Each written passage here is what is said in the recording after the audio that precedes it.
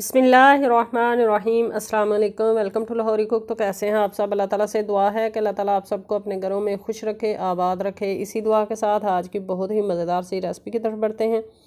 तो आज की रेसिपी में हम बनाएंगे आलू गोश्त मटन। हम बनाएंगे इंशाल्लाह आलू वाला। बनाना बहुत ही आसान है, बहुत ही मज़ेदार बनता है। तो ये वाइट चावलों के साथ खाया जाने वाला आलू गोश्त बनाना शुरू करते हैं।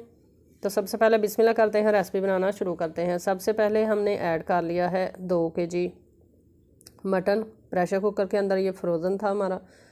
3 अदद टमाटर इसके अंदर हम मोटे मोटे काट कर ऐड कर लेंगे और 3 अदद ही इसके अंदर हम प्याज ऐड कर लेंगे। साथ में ऐड करेंगे 6 अदद साबुत सब्ज़ मिर्चें। और अब बारी है स्पाइसेस की। तो नमक ऐड करेंगे इसके अंदर हम 1 खाने का चम्मच तकरीबन, और साथ में 1 चाय का चम्मच फुल भर कर इसके अंदर हम हल्दी का पाउडर ऐड करेंगे। साथ में 1 चाय का चम्मच फुल भर कर गरम मसाला पाउडर ऐड कर लेंगे, और साथ में ऐड कर लेंगे इसके अंदर हम लाल मिर्च का पाउडर 1 चाय का चम्मच। और अब इसके अंदर हम ऐड कर लेते हैं अदरक और लहसुन का पेस्ट 3 खाने का चम्मच फुल भर कर। अगर आपके पास पेस्ट ना हो तो आप लहसुन जो है उसके जवे ऐड कर सकते हैं 12 से 15, और साथ में अदरक जो है वो कूट कर ऐड कर सकते हैं। साथ में 1 गिलास हमने पानी ऐड कर लिया है। अब इसको प्रेशर लगाकर हम 45 मिनट तक कुक कर लेंगे। तो 45 मिनट यानी 45 मिनट हमने इसको कुक कर लिया है। गोश्त ने अपना भी पानी छोड़ा है क्योंकि फ्रोज़न था, इस वजह से। तो गोश्त जो है वो बहुत ही अच्छे तरीके से गल चुका है। मैं आपको दिखाती हूँ कि गोश्त जो है वो कितना ही ज़बरदस्त तरीके से टेंडर हो चुका है। तो हमने चूँकि वाइट चावलों के साथ खाए जाने वाला बनाना है, इसलिए हमें कड़ी वाला जो है वो आलू मटन हमने बनाना है।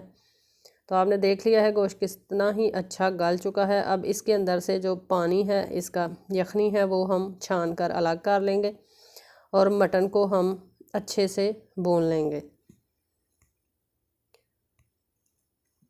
तो यखनी हमने अलग कर ली है छान कर। अब इसके अंदर हम कुकिंग ऑयल ऐड कर लेंगे और इसकी अच्छी खासी हम बुनाई करेंगे ताकि मटन की जो स्मेल होती है वो ख़त्म हो जाए और अच्छे से ये बुनकर मटन हमारा जो है वो रेडी हो जाए। मटन चूँकि कम्प्लीटली गल चुका है, अगर मज़ीद इसको हम ज़्यादा पकाएंगे तो ये इसकी बोटियाँ जो हैं वो टूट जाएंगी।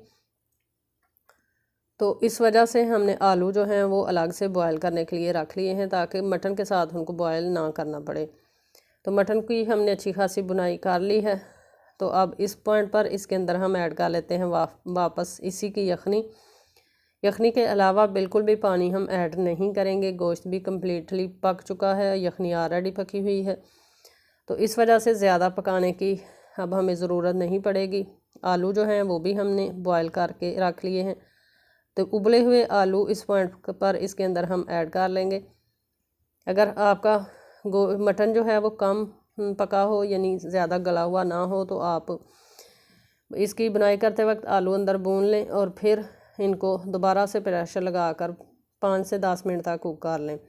अब ज़्यादा इसको कुक करने की ज़रूरत नहीं है क्योंकि तमाम चीज़ें पकी हुई हैं, इसलिए 2 से 3 मिनट तक इसको हम ढक्कन लगाकर मज़ीद कुक करेंगे। तो तकरीबन 3 से 4 मिनट तक मज़ीद मैंने मटन को कुक कर लिया है। अब इस पॉइंट पर इसके अंदर हम ऐड कर लेते हैं सब्ज़ धनिया। चैनल पर फर्स्ट टाइम है तो काइंडली लाहौरी कुक चैनल को सब्सक्राइब करें। साथ में जो बेल का आइकन है उसे लाजमी प्रेस करें ताकि हमारी आने वाली हर नई रेसिपी का नोटिफिकेशन आपको बर वक्त मिल सके। और हमारे चैनल का लिंक ज़्यादा से ज़्यादा लोगों तक शेयर किया करें, सब्सक्राइब करवाया करें। तो आलू मटन हमारा पक कर हो चुका है रेडी। अब इसको हम करते हैं डिश आउट और आपने इसकी फ़ाइनल लुक देखे बगैर वीडियो को स्किप नहीं करना। तो माशाल्लाह से तैयार है हमारा बहुत ही मज़ेदार सा आलू गोश्त। आई होप कि आपको ये रेसिपी मज़ेदार सी आसान सी पसंद आई होगी।